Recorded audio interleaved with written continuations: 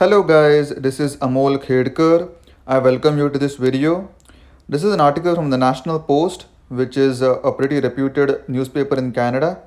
And this is written by a lady called Vanmala Subramaniam. She says, before you declare Canada is not a racist country, do your homework. This lady has gone against her employer, who is National Post, and she has written this article. So, hats off to her. And this will again be an analysis of many people saying that Canada is not a racist country, and what I think about many different arguments. I will analyze it from both sides of the aisle. So please don't forget to watch right till the end. And before we get started, please don't forget to subscribe to my channel, because I upload this kind of eye-opening news articles and my take on all of those articles on a daily basis. You really don't want to miss out on any of this. So I made an earlier video saying that let's talk about racism in Canada, right? And yeah, I mean, those kind of things are pretty prevalent even in Canada. Many people just want to brush it aside and just say that Canada is a very liberal country. But when the current serving Prime Minister of Canada says that there is systemic racism in Canada, how do you defend that? You tell me, okay? Rex Murphy, the conservative commentator, former CBC radio host, and a 73-year-old white man, is convinced that racism does not exist in this country, which is Canada, and that the vast majority of Canadians would never participate in it. Earlier this week, in a column published in the newspaper I work for, Murphy explicitly wrote that Canada is not a racist country. So Murphy is the guy who works for National Post, and Vanmala Subramaniam is also the girl who works for National Post. So what she is saying here is that earlier this week, in a column published in the newspaper I work for, which is the National Post, Murphy explicitly wrote that Canada is not a racist country, acknowledging that the statement might shock some. His arguments to support this sweeping declaration, one that effectively erases centuries of history that pertain to the founding of this nation, were made in 250 odd words. One more time. One that effectively erases centuries of history that pertain to the founding of this nation. Even Canada has a pretty racist past, okay? Many people don't want to confront it, but it's really important that you understand what this country is all about before you jump into the gun and try to proclaim that Canada is like the liberal paradise and the utopian thing that never, like, people don't even understand how Canada can be racist. I've seen many kind of propaganda where they say that Canada is like very polite country. I don't buy any of that BS, to be very honest with you, and I just give my frank opinions on this channel. I don't mince my words over here. They ranged from that fact that Canada had welcoming immigration policies, again in double quotes, okay? From the fact that Canada had welcoming immigration policies. I have always said Canada needs immigrants. It desperately needs immigrants for its own benefit. It has its own selfish interest into it. So no, I don't buy this bullshit of welcoming immigration policies. That our schools press the ideas of tolerance and acceptance, again in double quotes, and that our cities are a great montage of multiculturalism. He went on to complain that efforts the country has made to eliminate racism always go unacknowledged, and that presumably white citizens tend to always hear about how racist and discriminatory they are. Tough times. So, again, a sarcastic statement and a sarcastic paragraph written by Vanmala over here. So, what she is saying is that white people just complain that how efforts to eliminate racism in Canada go unacknowledged, and citizens tend to always hear about racist and discriminatory remarks. Because the thing is that people don't understand what discrimination and racism is unless you go through it. You can only go through it when you are a person of color, when you are not white, when you are not a white man, okay? So all the minorities in these so-called white majority countries do face existential racism on a daily basis. So whether you're a black person, brown person, Chinese, Japanese, or a woman, because even a woman is a minority, okay? So only if you're a white man, you can declare yourself as completely devoid of racism. It is perhaps too obvious to state that someone who has absolutely no lived experience of racism, discrimination, bigotry, who has never been anything other than accepted, who has clearly no interest in really understanding race issues in this country beyond performative platitudes and slogans pushed forward by corporate institutions and the political class, should not be weighing in on the subject of racism. Very big and very effective statement. I will read this one more time. It is perhaps too obvious to state that someone who has absolutely no lived experience of racism. As I said, white people don't experience the kind of racism. They don't go through it as many people of color do on a daily basis. That's why so many people are on the streets in the US. Okay, that's why there is a civil war happening in America. I made a video about this. Go and check it out. It's on this channel.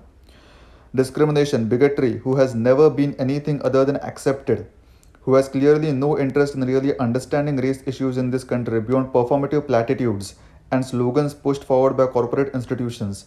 Very important thing, right? These kind of platitudes and these kind of word salad sayings that many people just keep on saying that Canada is like a, again, like a welcoming country. We are not like America. We are like very liberal country. Look at our prime minister. All of that BS really is pointed out in this paragraph, right? Slogans pushed forward by corporate institutions, extremely true, right? So Canada being like the utopian country where everybody is accepted, all of that BS is just portrayed by the corporate institutions and the political class, should not be weighing in on the subject of racism. Very true. They certainly should not be allowed to declare that racism is over, nor be given a national platform to do so. This lady is calling it out in the open. She is saying that they most certainly, like the people like Rex Murphy, should not be most certainly allowed to declare that racism is over in Canada, nor be given a national platform to do so. Extremely true. Because the Canada that Rex Murphy says is not racist is the same Canada where his own former black colleague, the esteemed television journalist Dwight Drummond, host of CBC Toronto's Evening News, was handcuffed by police, face down on streetcar tracks, with guns trained on him and his friend for the crime of leaving his home to get takeout in downtown Toronto. So as I said, Canada is no different than America. I think, in my personal opinion, Canada is like a boiled down version of America. If you, try to see most of the police brutality and many other race issues, right? So it's just a boiled down version of America. So definitely, Canada is not like a utopian country where it has figured out everything. It's definitely not like that. I've been living in Canada for the past 2 years of my life, and I can definitely tell this to you. We were scared and confused, and one wrong move on our part could have led to us being shot. This is Drummond, who wrote in a deeply personal Instagram post this week, recounting his own terrifying and traumatic experience with law enforcement decades ago. Decades ago, not today, decades ago in Canada. We were scared and confused, and one wrong move on our part could have led us to being shot. This is the person who worked at CBC with Rex Murphy was saying in an Instagram post this week. But this incident happened decades ago, so the trauma that this had on this Drummond guy is just astonishing. It is the same Canada where the CBC investigative journalist Asha Tomlinson, another former black colleague of Murphy's, said her brother, while a teenager in the predominantly non-white Toronto suburb of Scarborough, was repeatedly stopped and interrogated by police on drives to the corner store over nothing. Now an emergency physician in California, Tomlinson's brother continues to be pulled over by cops for nothing. As I've said, most of these white majority countries are facing a deep crisis of identity. Okay, they want immigrants to come inside their country because, as I said, nobody is having children in these countries. They are having a huge demographic problem in most of these countries. But when you allow like thousands and thousands of immigrants to come into your countries, definitely your identity is going to change, your racial makeup is going to change, and that's why all these things just come to the surface, right? As you can see here, like people are just not giving a shit in America anymore. Okay, they are literally just not caring about coronavirus. They are not caring about police. They are not caring about curfews. They are just fed up of this madness because they have been sidelined by the system for so long that they just don't have the kind of patience anymore. It is of course the same Canada where Andrew Loku, a black father of 5 with mental health issues, was killed by police in 2015 in an encounter that was eventually ruled homicide. So an encounter by the police was eventually ruled homicide, but a black man was killed in 2015 by police in Canada, where Dafonte Miller, a black teenager, was beaten up so badly by two white members of the Toronto police that he lost an eye, and where Jeffrey Radioka, a Filipino teenager from Scarborough, was shot 3 times in the back by undercover cops for the crime of walking away from the site of an alleged altercation, a shooting that the Special Investigation Unit actually declared justifiable. So as I said, police investigate police, cops investigate cops. So a shooting that the Special Investigation Unit actually declared justifiable. So they did like investigation of what happened to this Filipino teenager, and they said that this killing was justifiable. There is a deep instituted systemic racism in Canada as well. I just want to get this out there. I could go on and on, but doing so would require my editors dedicating pages and pages of real estate in the newspaper to the lives and stories of countless black, indigenous, and people of color literally wronged into injury, imprisonment, or death by law enforcement and justice system in the country that Murphy calls not racist. So, not a few incidents, but there are countless incidents that this lady can go on and on. Look at this. This is a black girl sitting on the street in America. 3 young protesters take part in demonstration against racism. Do you see me now? This is the poster that this black child is holding.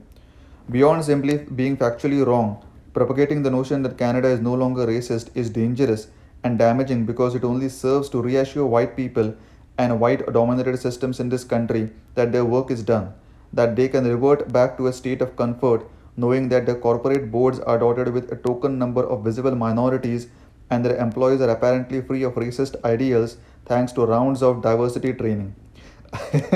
Very big statements and very sarcastic statements, and to be very honest, very, very honest statements as well. Beyond simply being factually wrong, propagating the notion that Canada is no longer racist is dangerous and damaging because it only serves to reassure white people and white dominated systems in this country that their work is done. Definitely, all the systems in Canada are white dominated, there is no doubt about that. That they can revert back to a state of comfort knowing that the corporate boards are dotted with a token number of visible minorities. Very true. Like, they just dot the corporate boards with a visible number of minorities so that, they can say that they are, multicultural and things like that. And their employees are apparently free of racist labels thanks to rounds of diversity training. Very good article. These efforts, for the most part, do not actually work in truly upending racist institutions in this country. They are mere platitudes. Very true. Just symbolic things that don't make any difference. To Rex Murphy and all of you who share his deeply ignorant sentiments on race or have the immediate instinct to say Canada is not that bad, I say spend a day in an Ontario criminal court to really understand how systemic racism can devastate lives, families, and completely dismantle communities of color. So this lady is saying that if you want to say that Canada is not racist, go and spend a day in an Ontario criminal court to really understand how systemic racism, so system is racist, can devastate lives, families, and completely dismantle communities of color.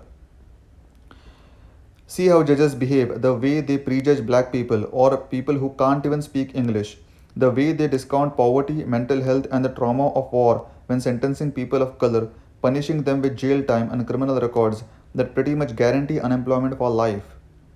It is both shocking and exhausting that a column like this needs to be written in 2020 when for decades and decades, activists, scholars, and historians in this country have been tediously documenting the deep issues in our fight for racial justice and pushing for actual change.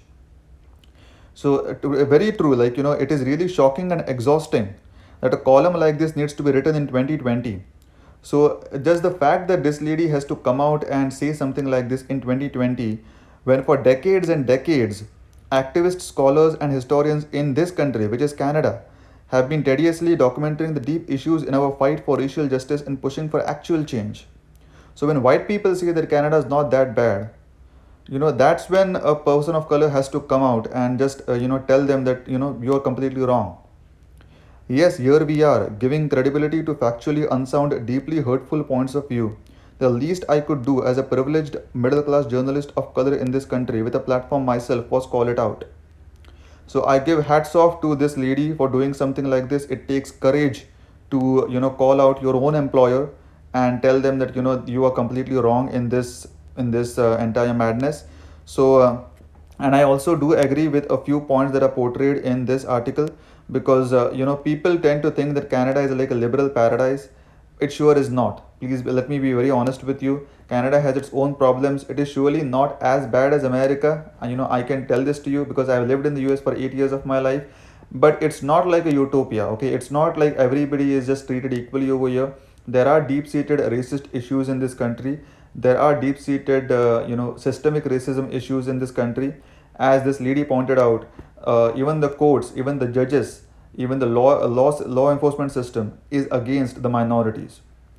So if you like my analysis of this article and this video, please don't forget to like, comment, share and subscribe to my channel for more videos like this. Thank you. Have a good